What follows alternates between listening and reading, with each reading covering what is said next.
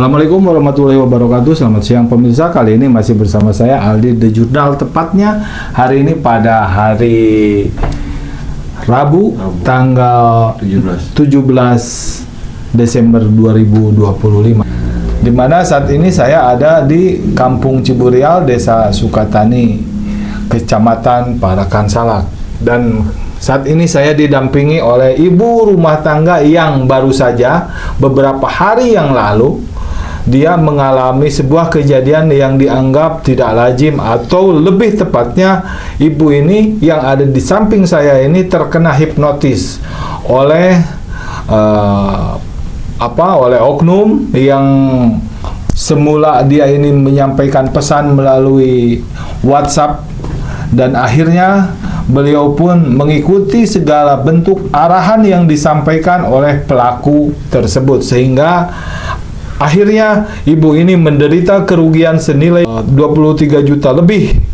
Dan tentunya itu harus menjadi hal yang dipertanggungjawabkan oleh ibu ini terhadap orang lain, karena anggaran ataupun uang tersebut didapat dari berbagai aplikasi.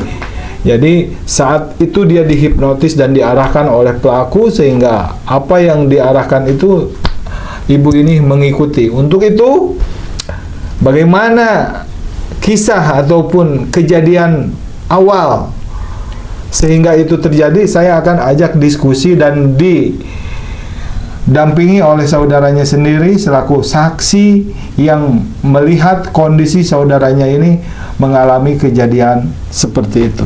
Oke, saya nama Teh Ai sama Mel ya. Teh Ai, waktu kejadian itu ingat nggak harinya hari apa? Hari Sabtu. Sabtu Jam 3 sore. Jam 3 sore. Mulai awalnya seperti apa sih? Awalnya nelpon dulu, terus nggak diangkat. Ada telepon? Iya, ada telepon. Berapa kali? Satu kali. Satu kali langsung diangkat atau didiamkan? Nggak diangkat, didiamkan. Nomor yang tidak dikenal? Iya. Oke. Terus setelah nelpon tidak diangkat, terus itu ada telepon lagi, ada WA, ada WhatsApp. Katanya kalau nggak dipulihkan akunnya, itu mau, kalau nggak dipulihkan itu akunnya, pihak itu tidak bertanggung jawab lagi. Oke, jadi si oknum itu saat ditelepon menyampaikan untuk diangkat teleponnya, untuk dilakukan pemulihan akun apa itu? Shopee. Akun Shopee. Iya. Sehingga TAI mengikuti. Iya. Setelah arahan itu diikuti, terus seperti apa lagi? Setelah diikuti perintah orang itu, selanjutnya gimana? Selanjutnya itu disuruh cairin yang Shopee pinjam. Awalnya dicairin, harus limitnya harus sampai 0.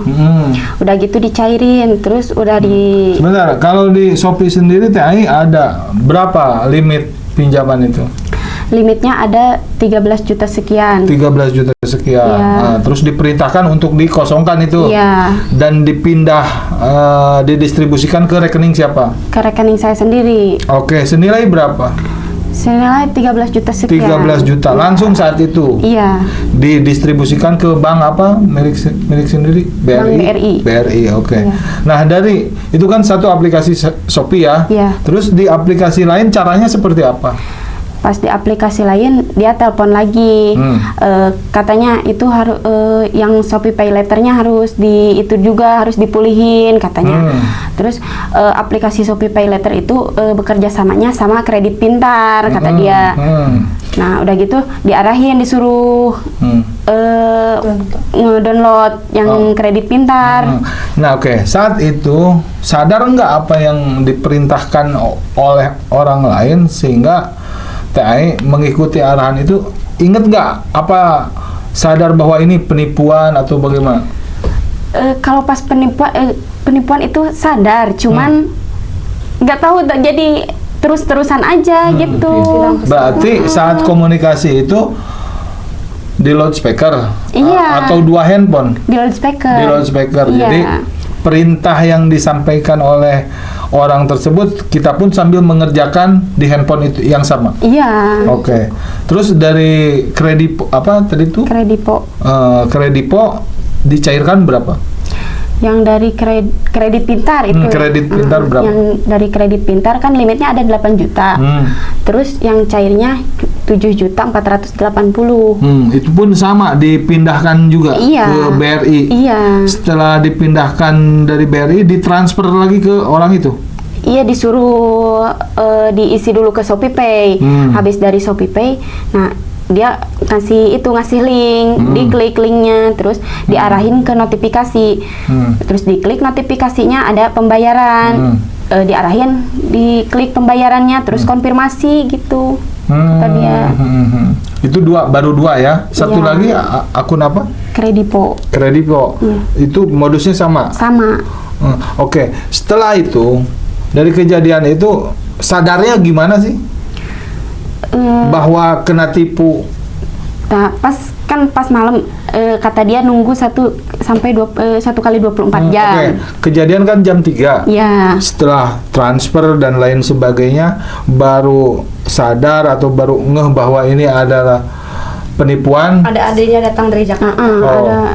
Oh gitu. Iya. Ada adanya. Siapa? Datang. Baru pulang nanya, ini gini kata aku teh itunya nanti diceritain terus diliatin. Kata dia teteh ini mah penipuan kata dia. Dari situ baru setelah ngeh seperti itu upaya apa yang coba lari ke orang nanya dulu. Terus pas kata orang itu iya ini mah penipuan.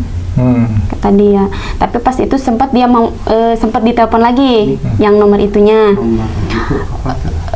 Terus pas udah ditelepon kata aku teh nomornya nggak aktif. Enggak, masih aktif. Pas malam itu masih aktif. Disuruh kembaliin lagi aja.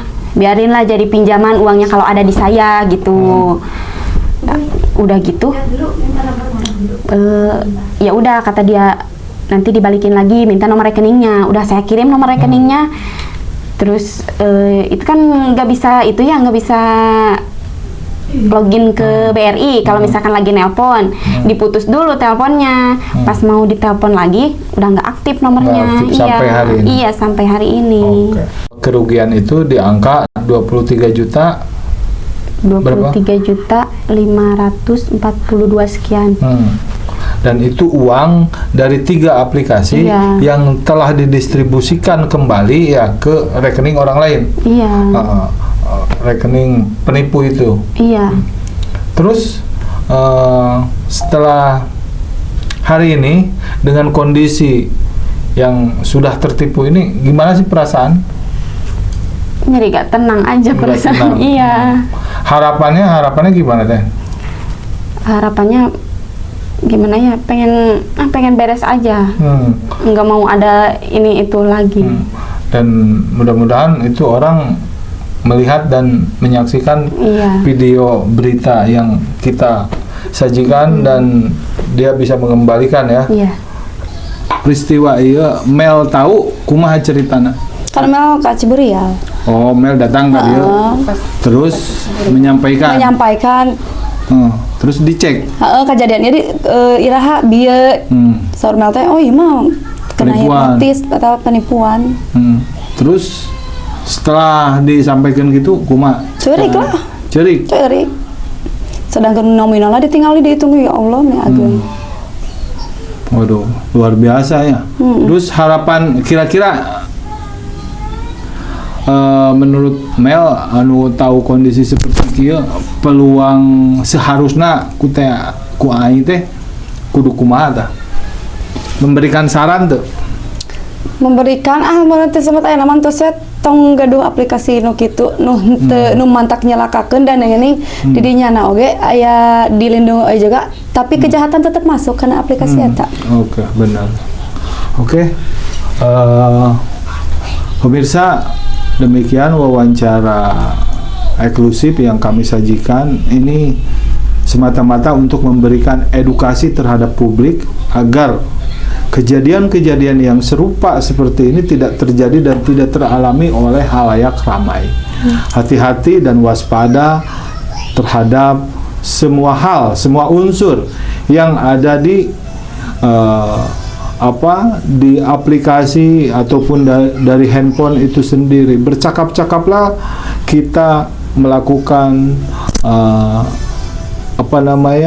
memanfaatkan teknologi ini agar teknologi ini tidak menjerat kepada hal-hal yang mendapatkan untuk kita mendapatkan kerugian. Jadi untuk itu tetap selalu waspada dan hati-hati, jangan sampai kita mengalami hal yang serupa yang dialami oleh Teh Aing berikut keterangan yang disampaikan saudaranya itu Meli. Demikian ulasan ini saya sampaikan. Banyak terima kasih. Assalamualaikum warahmatullahi wabarakatuh.